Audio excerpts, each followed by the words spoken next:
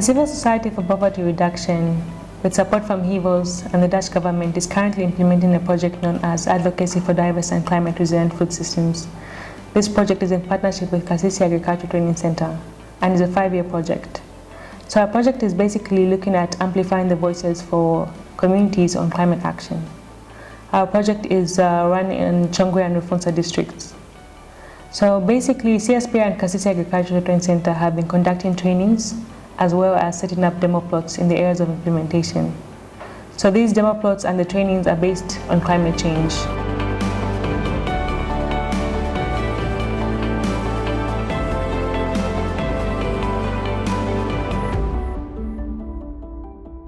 I've been trained by CSPR and Kasisi in climate change. Climate change is there and it has come to stay with us here in Zambia. So we have learned to say we must also change in the way we do our farming. We have been taught how to make manure, that is compost manure and bokashi manure. And we should not depend on these chemical fertilizers. It's better we use our own materials to make our manures. At my home here, I've got ash, I've got things that remain in the farm, like soybeans, maize, sunflower. All those things can be used for me to make manure. We have given this knowledge to a number of women. I'm leading the Umozi Women, which has almost 300 women. We made some groups for them to learn how to make compost manure and bokashi.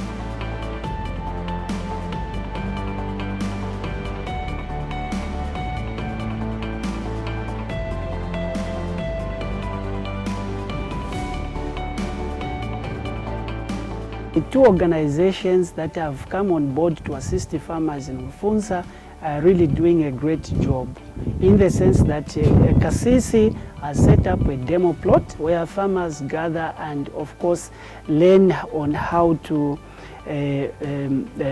do some farming activities or a diversified kind of a farming system. On the part of CSPR, we've seen them come on board to train farmers on issues of climate change, on how best they can mitigate as well as adapt themselves to the changing weather conditions.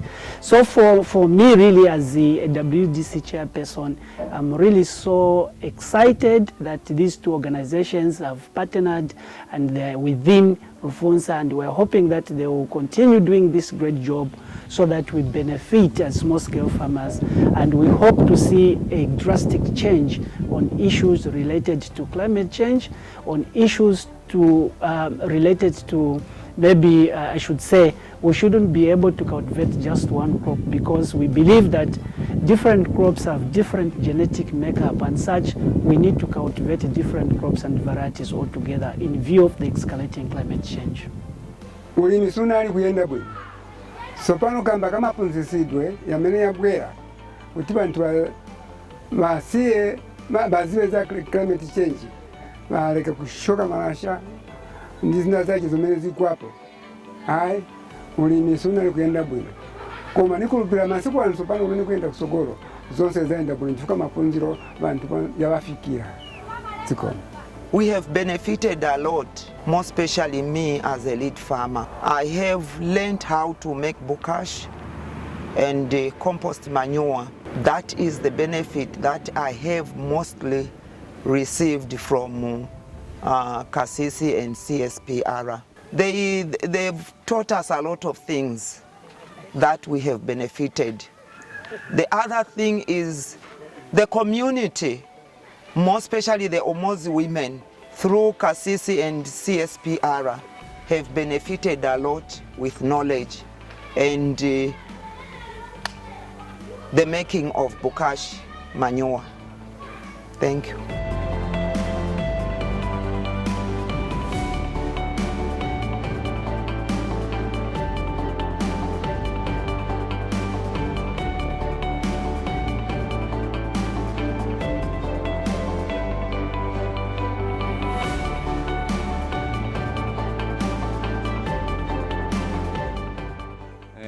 The Kasisi Agriculture and the CSPR, they came together to come and train us, and they even gave us some seeds to start with. And at the moment we are using the same seed to multiply it so that it can be many, so that we can give to most of the farmers. We give them as a loan. If you give one, we give 5 kg, we tell him that after harvesting, you have to bring 7.5 kg so that our seed can multiply. It can be given to most of the farmers. We want the number of the farmers to increase so that most of the farmers can know. The Kasisi people and the CSPR, they even gave us a practical field, of which we did some practicals there, and we saw what really was happening that side. Even if the rains were not okay last year, but we saw that the harvest was okay because of the method which we use of organic farming. These farmers have come up with a seed bank, which is helping them to preserve local seeds which are climate resilient in case of low rainfall. And also we've seen even the use of minimum tillage for the preparation of their land for the production of their crops. When it comes to the issues of climate change, we've seen that the farmers have reduced actually on the production of charcoal by cutting down trees, and now they've resolved to other methods of livelihoods such as gardening using bokashi and compost.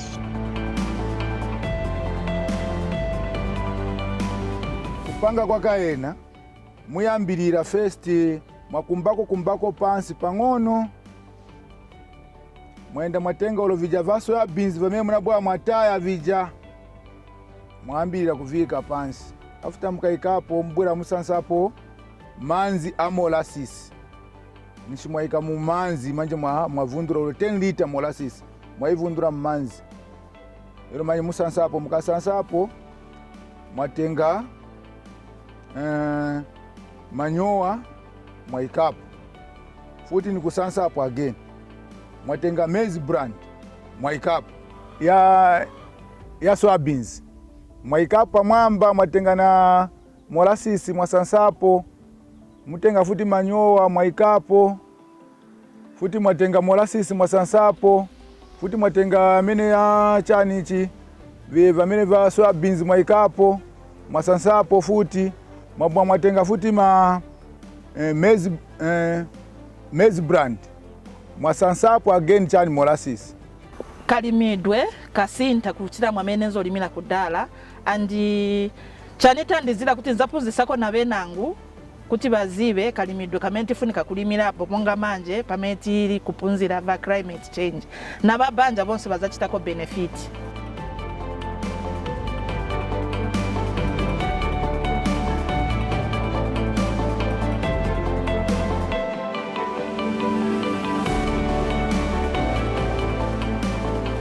So trainings are there to provide farmers with information about the type of climate-resilient food systems that are there for them to improve their livelihoods as well as to generate an income. So farmers from then and the trainings that have been provided by Kasisi and CSPR are that they have taken up the role in advocating for climate action towards government as well as their local leaders. They have also begun to adopt agroecology practices as well as organic farming on their farm plots, based on the teachings that they received from the demo plots. Women in the district have also taken up the role of teaching other women as well as junior farmers on organic manure. This has come at a really good point because at the moment, the government program, which is really based on chemical fertilizers, called the Farmers Input Support Program, has been effective for the last 20 years. So from the project, we can see more and more people taking up organic farming, as well as the teachings that have been provided by CSPR as well as Kasisi Agriculture Training Center.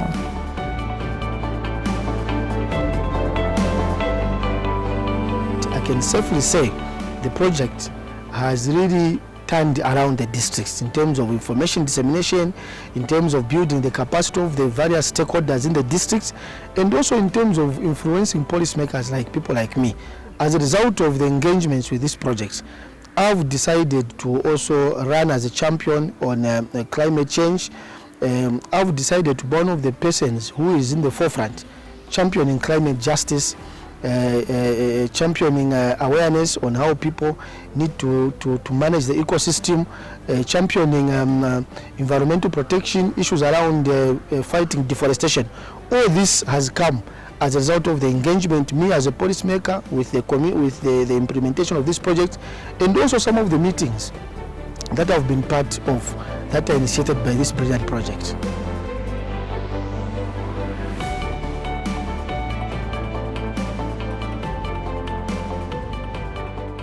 The Civil Society for Poverty Reduction with support from HIVOS is implementing a project called Advocacy for Diverse and Climate Resilient Food System in Zambia. We did partner with the project, partnered with Kasisi Training Institution, and basically the project is part of the efforts for Voices for Just Climate Action in ensuring that we lobby government and create a voice around climate financing, but also programs for just climate action. The project has 4 outcomes, and some of the outcomes for the project are ensuring that more women and girls in Chongwa and Rufunsa and Lusaka districts are actively involved in monitoring and implementation of environmental protection, but most importantly in ensuring that there is diversification in the agricultural sector, aligning it to the 8th National Development Plan.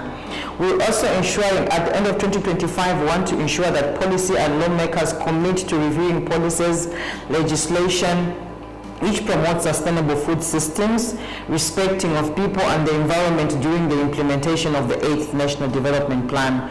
Another outcome for this particular project is ensuring that government institutions and personnel on the ground, such as the farmer, through the farming technical working groups, and the camp extension officer also understand the provisions of the legislation as regards to climate justice, but also support farmers on agroecology practices.